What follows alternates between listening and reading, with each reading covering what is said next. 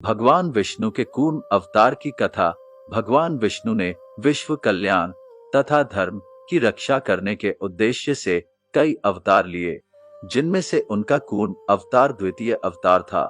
इस अवतार में भगवान विष्णु कछुए के अवतार में प्रकट हुए थे, इसलिए इस अवतार को कच्छप अवतार या कछुआ अवतार के नाम से भी जाना जाता है। इस अवतार को लेने के पीछे भगवान विष्णु का उद्देश्य देव दानवों की समुद्र मंथन में सहायता करना तथा मंदार पर्वत का भार उठाना था।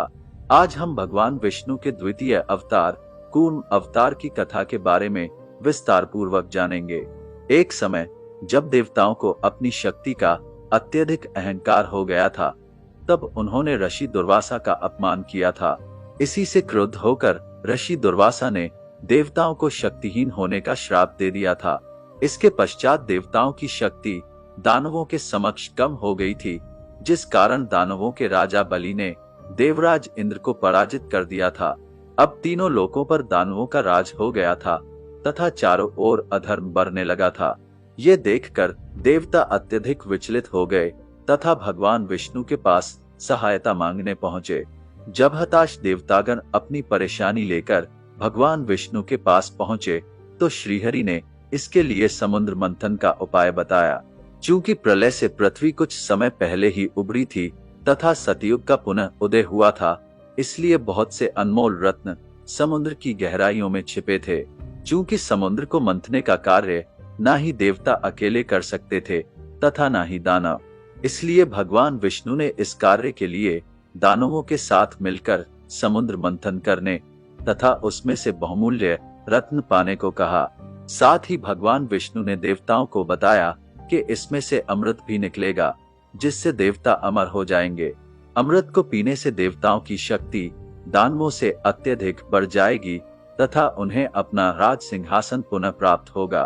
भगवान विष्णु की आज्ञा पाकर सभी देवतागण देवेंद्र के साथ राजा बलि की नगरी गए तथा उनके सामने यह प्रस्ताव रखा।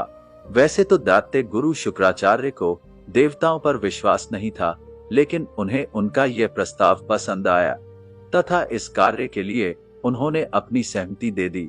इसके पश्चात देवता तथा दानव क्षीर सागर में समुद्र मंथन के लिए पहुंचे।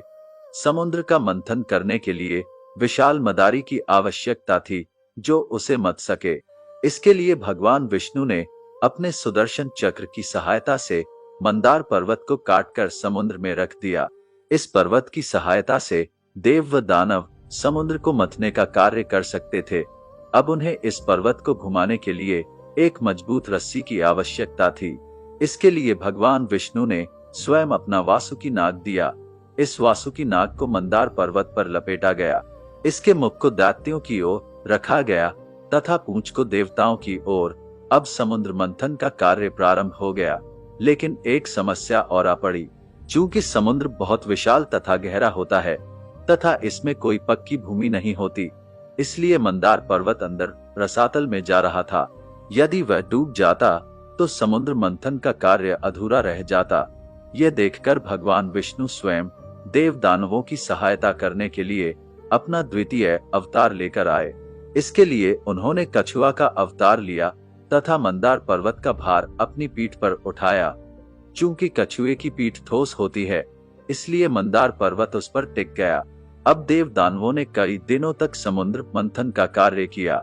इसके पश्चात समुद्र मंथन से एक एक करके 14 रत्न प्राप्त हुए, जिनमें हलाहल, कामधेनु, माँ लक्ष्मी, ऐरावत हाथी, उच्च, श्रेवा घोड़ा, कौस्तुभ मणि, कल्प वृक्ष, रंभा अप्सरा, वारुणी देवी, चंद्रमा, पारिजात, पांचजन्य, धन्वंतरी तथा अमृत प्राप्त हुए। जैसे ही अमृत प्राप्त हुआ, वैसे ही देव दानवों के बीच उसे प्राप्त करने के लिए भयानक युद्ध छिड़ गया। तब भगवान विष्णु ने अपना अंशावतार मोहिनी का रूप लेकर उस युद्ध को समाप्त किया तथा सृष्टि का उद्धार किया। भगवान विष्णु के कच्छप अवतार लेने के पीछे उनका मां लक्ष्मी को प्राप्त करना प्रमुख उद्देश्य था। इसके अलावा महाप्रलय के पश्चात जो बहुमूल्य रत्न तथा औषधियां समुद्र की गहराइयों में चली गई थी, उन्हें प्राप्त करना आवश्यक था, क्योंकि उसी के द्वारा सृष्टि का कल्याण संभव था। इसके अलावा किस प्रकार बुराई दैत्यों का उपयोग अच्छाई के कार्य के लिए किया जा सकता है, यह दिखाना भी इस अवतार की विशेषता थी।